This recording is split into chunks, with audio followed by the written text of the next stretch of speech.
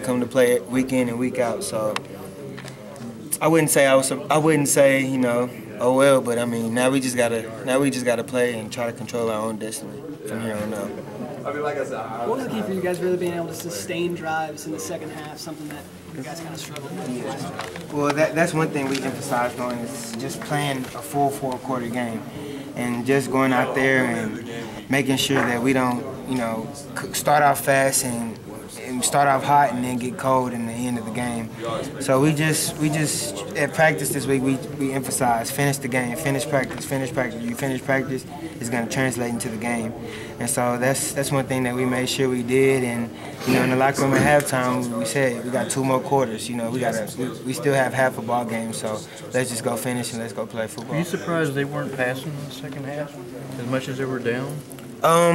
Only threw about 5 times. Yeah, I mean, I was surprised. I thought they were going to take a few shots downfield, to try to catch up and tighten the lead. But I don't know. Were they conceding, you think? I'm not sure. I don't know really what was the plan, but I feel like our defense played great. The secondary, we had two interceptions. Could have been 3 or 4, back there today. So maybe that could have been something that they were worried about. Right. But I feel like, we're getting better and better each week, offensively and defensively. You feel like the better game's totally out of y'all's system now? Yeah, we have short-term memory. Yeah. If you lose a game, of course, you try to fix what didn't go wrong, the next day, on Sunday and Monday or whatever. But when the next week starts Tuesday, we got practice. It's on to the next team. And so, tomorrow we'll talk about this game, and then it's on to Texas Tech. So we don't try to stay on any game or any team too long. Now, BJ, go ahead.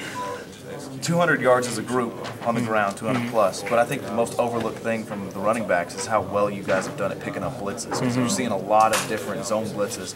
You're not letting them get to the quarterback. And with the receivers you have, is that a big point of emphasis going into this year with this offense? Oh, well, to play running back, you have to be able to block. So, at practice, we work on those things. We work on blitzes and all different type of things. So, and we want Trevon and whoever's in there, quarterback, to feel, safe and comfortable back there, that they don't have to worry about, oh, no, I don't know if the back's going to pick up the blitz, So we got to step up in there, either cut them or hit them high, whatever it takes.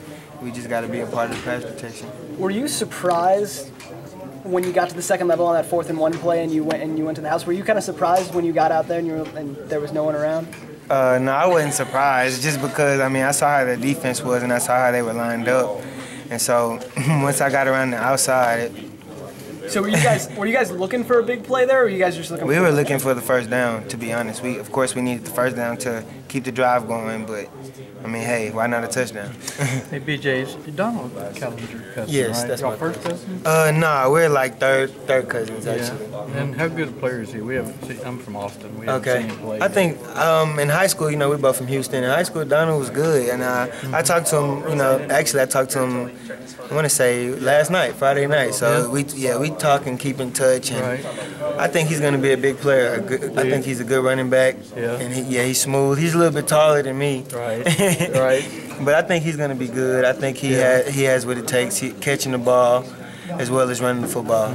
Y'all have similar running styles? I wouldn't say we're similar running styles. I feel like he runs more like Kyle Hicks to me. Does he? Yeah.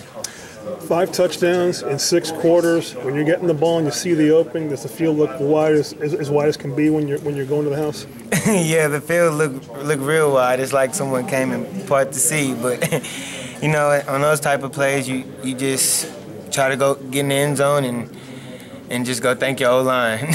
Going back to last week real fast, how fun was it for you to get that kickoff return, 94 yards, and bring momentum back in your favor before that first half ended? Well, they had me back there for a reason, and those guys up front, they made key blocks to where I just had to run and get through the hole.